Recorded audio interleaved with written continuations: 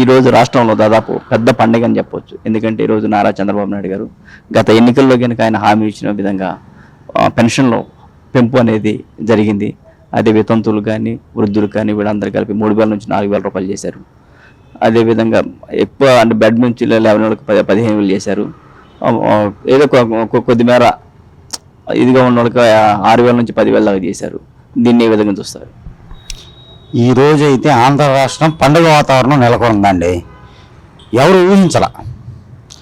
ఒక విధంగా అయితే వైఎస్ఆర్సీపీ వాళ్ళు మొత్తం అసలు ఖజానాలో డబ్బులు మొత్తం ఖాళీ చేసాం కదా, 7,000 రూపాయలు చొప్పున పెన్షన్ ఇస్తా అంటున్నాడు చంద్రబాబు, ఎలా ఇస్తాడు అనుకున్నారు. అది చంద్రబాబు గారు, ఇది చంద్రబాబు గారి బ్రాండ్ అంటే అది. మాట చెప్పాడు, 1వ తారీఖు 7,000 రూపాయల పెన్షన్ మీ ఇంటి దగ్గరికే వస్తుంది. వికలాంగులకి 3,000 రూపాయల నుంచి 6,000 చేశాడు, అది మీ ఇంటి దగ్గరికే వస్తుంది. లెగలేని వాళ్ళు, బెడ్ మీద ఉన్నవాళ్ళు 15,000 రూపాయలు, అది మీ ఇంటి దగ్గరికే వస్తుంది అన్నాడు. పొద్దున్నే 6 నుంచి ఇవాళ ప్రతి నియోజకవర్గంలో సచివాలయ సిబ్బందితో కలుపుకొని మా పార్టీ తెలుగుదేశం పార్టీ నాయకులు మొత్తం వెళ్ళి ఇంటింటికి వెళ్ళి తిరిగి డబ్బులు అప్పచెప్పి వాళ్ళకు నమస్కారం పెట్టి, అమ్మ ప్రతి నెల ఇలాగే వస్తుంది, మీరేం భయపడక్కర్లేదని ఒక భరోసా కల్పించి, మనకి చంద్రబాబు గారు ఉన్నారు, మీరేం బాధపడక్కర్లా అని చెప్పి వచ్చారు. ఆల్మోస్ట్ ఇవాళ స్టేట్ మొత్తంలో 98% పెన్షన్లు అయిపోయినాయి. ఇంకా 2% మిగిలినాయి. అవి కూడా చనిపోయిన వాళ్ళని, ఇన్కమ్ ట్యాక్స్ కడుతున్న వాళ్ళని వాళ్ళు ఉన్నారంట. వాళ్ళని ఏదో ఫిల్టర్ చేశారంట. వాళ్ళకి ఇవ్వకూడదు. వాస్తవంగా ఇన్కమ్ ట్యాక్స్ కట్టేవాడి పెన్షన్ ఎందుకండి? లేని వాళ్ళకి, ఆసరా లేని వాళ్ళకి, వితంతువులకి, వృద్ధులకి వీళ్ళకి ఇచ్చుకోవాలి.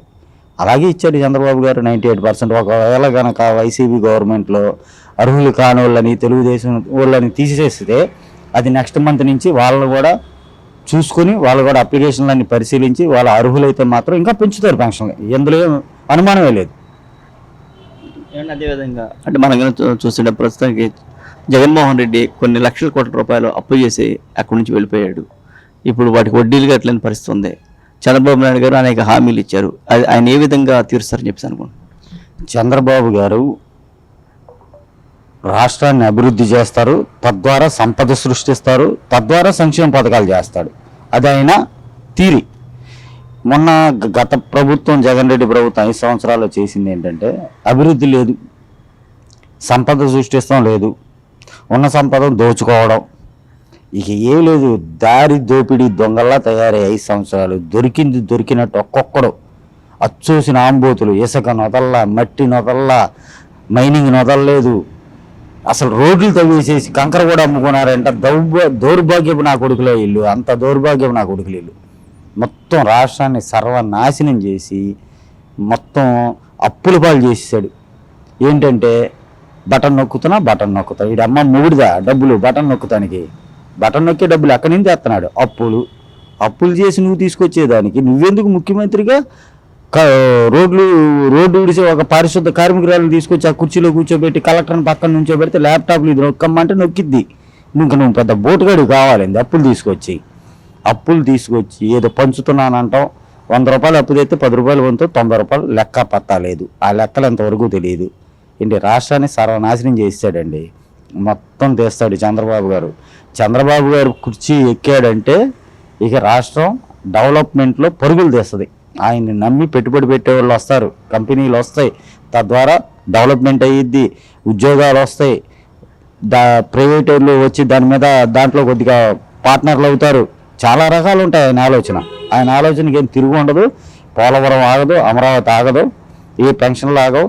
ఇప్పుడు ఉద్యోగస్తులకు కూడా జీతాలు పడినాయి అంటున్నారు. మరి ఉద్యోగస్తులు కూడా 1వ తారీఖు జీతాలు పడినాయి. చరిత్ర రికార్డు 5 సంవత్సరాలు వీళ్ళకి. వాళ్ళు చూసుకోండి. గత ప్రభుత్వంలో ముఖ్యమంత్రికి బాకాలు ఊదిన వాళ్ళు, అడుగులకు మడుగులు ఎత్తిన వాళ్ళు, ఏంటి చేయమన్న తప్పులన్నీ చేసిన వాళ్ళకి ఇక మీకు 4 రోజులు లేటైనా సరే అక్కడికి పోదు. ఎందుకంటే రాష్ట్రం నాశనం అయిపోయింది మీ అందరి వల్ల. అవన్నీ చంద్రబాబు గారు తేవాలంటే మీ తప్పులు ఒప్పుకోవాలా, ఎవడు చేపించాడో చెప్పాలా, దాన్ని మొత్తం కక్కించాలా. ఇప్పుడు చంద్రబాబు నాయుడు గారు ఇప్పుడు గతంలో ముఖ్యమంత్రిగా ఉన్నప్పుడు పోలవరం అనేది పరుగులు పెట్టింది. వైసీపీ ప్రభుత్వం వచ్చిన తర్వాత అది ఎక్కడుందో లేని అవుతుందో లేదని తెలియని పరిస్థితి ఉంది. ఇప్పుడు చంద్రబాబు నాయుడు ఆయన గారు మళ్ళీ వచ్చారు. అది పోలవరం సంగతి ఏ విధంగా ఉందనుకుంటారు? చంద్రబాబు గారి హయాంలో పోలవరం 73% పరుగులు తీసిందండి. ఆనాటి జలవనరుల శాఖ మంత్రి గారు దేవినేని ఉమామహేశ్వరరావు గారు, చంద్రబాబు గారు ఇద్దరు కలిసి చంద్రబాబు గారి ఆదేశాల మేరకు దేవినేని ఉమామహేశ్వరరావు గారు కూడా ఇల్లు కూడా వదిలేసి సోమవారాన్ని పోలవరం కింద మార్చుకుని ఇద్దరు కలిసి అధికారులను పరుగులు పెట్టి ఇల్లు పరుగులు తీసి చంద్రబాబు గారు పరుగులు తీసి పోలవరాన్ని 2018 ఎండింగ్ 19 సగ్గాలు వచ్చేవాడికి 73% పూర్తి చేశాడు. అది వైసీపీ గవర్నమెంట్లో ఉన్న ఫైనాన్స్ మినిస్టర్ బుగ్గన రాజేంద్రనాథ్ రెడ్డి కూడా అసెంబ్లీలో ప్రకటన చేశాడు 73% పోలవరం అయిందని. కానీ ఎదవ ఎక్కి కట్టడం చేతగాక 2 మంత్రులకి ఇచ్చాడు, సన్నాసి నా కొడుకులకి. ఒకడికేమో బెట్టింగ్లు కాసుకున్నాడు, పైపెత్తంత ఇద్దా తనపత్తంత ఇద్దా, వీడి అమ్మ బెట్టింగ్లు కాసుకుని నా కొడుకులకి క్యూసెక్కిలకి టీఎంసీలకి తేడా తెలియని నా కొడుకులకి ఇచ్చి ఆ పోలవరం జాతీయ ప్రాజెక్ట్ని ఒక లిఫ్ట్ ఇరిగేషన్ కింద తయారు చేసి, అసలు అది లిఫ్ట్ ఇరిగేషన్ కూడా కాదు, మొత్తం తుప్పులు వచ్చేసినాయి. ఇంకోటి వచ్చాడు 2.5 సంవత్సరాలలో ఇంకో కృష్ణుడాడు, ఆడవాడు అంబటి రాంబాబు గారు. వీడు ఈ ఆంబూత్ రాంబాబు గారికి అసలు ఐడియా లేదంట, దాని గురించి తెలియదంట. అది పబ్లిక్గానే మీడియా మిత్రులతో చెబుతున్నాడు. వీడికే అర్థం కాలేదంటే ఆవిడికి అర్థం కాదంట. వీడు పెద్ద మేధావిలాగా ఇట్లాంటి యదవన కొడుకులందరినీ మంత్రులు చేసి సన్నాసుడు రాష్ట్రాన్ని భ్రష్టు పట్టించి జాతీయ హోదా ఉన్న పోలవరం ప్రాజెక్టుని గబ్బు పట్టించాడు.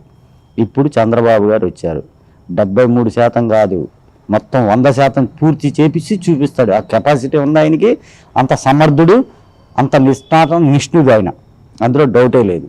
అట్లా చూస్తే అమరావతి రాజధాని దాన్ని సర్వనాశనం చేశాడు.